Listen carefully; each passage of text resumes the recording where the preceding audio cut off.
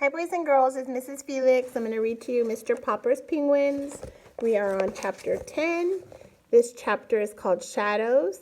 You can follow along on Epic Books if you want to read at the same time as me. If you can see, I'm in the classroom. I missed all of you guys, and this just makes me feel like we're at home here. So enjoy yourself in the classroom today. Shadows. Next day, the picture of Mr. Popper and Captain Cook appeared in the Stillwater Morning Chronicle, with a paragraph about the house painter who had received a penguin by air express from Admiral Drake in the faraway Antarctic. Then the Associated Press picked up the story, and a week later the photograph, in rotogravure, could be seen in the Sunday edition of the most important newspapers in all the large cities in the country. Naturally, the Poppers all felt very proud and happy. Captain Cook was not happy, however. He had suddenly ceased his gay, exploring little walks about the house and would sit most of the day sulking in the refrigerator. Mrs. Popper had removed all the stranger objects, leaving only the marbles and checkers, so that Captain Cook now had a nice, orderly little rookery. "He won't play with us any more," said Bill. "I tried to get some of my marbles from him, and he tried to bite me." "Naughty Captain Cook," said Janey. "Better leave him alone, children," said Mrs. Popper.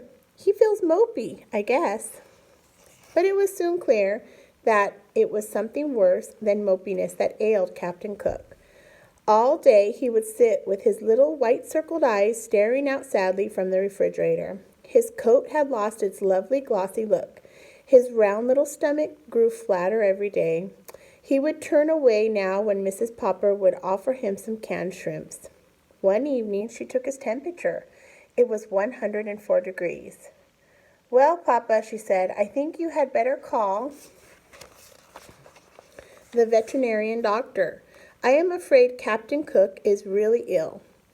But when the veterinary came, he only shook his head. He was a very good animal doctor, and though he had never taken care of a penguin before, he knew enough about birds to see at a glance that this one was seriously ill. "I will leave you some pills. Give him one every hour. Then you can try feeding him on sherbet and wrapping him in ice packs.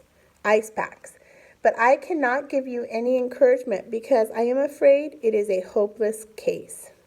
This kind of bird was never made for this climate, you know. I can see that you have taken good care of him, but an Antarctic penguin can't thrive in still water." That night, the Poppers sat up all night, taking turns changing the ice packs. Boys and girls, you can really see the connection now that the Poppers have with the penguin, how many feelings they have for it, and how invested they are. They're all staying up and taking care of him, right?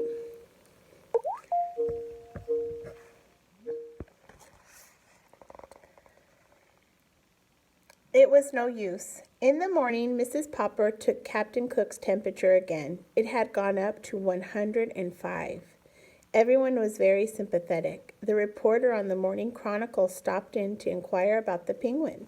The neighbors brought in all sorts of broths and jellies to try to tempt the little fellow.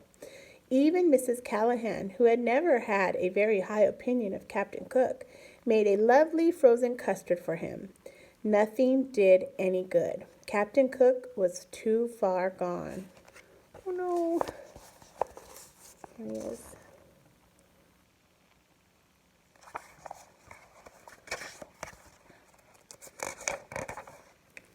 He slept all day now in a heavy stupor, and everyone was saying that the end was not far away. All the Poppers had grown terribly fond of the funny, solemn little chap, and Mr. Popper's heart was frozen with terror. It seemed to him that his life would be very empty if Captain Cook went away. Surely someone would know what to do for a sick penguin. He wished that there was some way of asking advice of Admiral Drake away down at the South Pole, but there was not time. In his despair, Mr. Popper had an idea. A letter had brought him his pet. He sat down and wrote another letter. It was addressed to Dr. Smith, the curator of the great aquarium in Mammoth City, the largest in the world. Surely, if anyone anywhere had an idea of what could cure a dying penguin, this man would. 2 days later, there was an answer from the curator.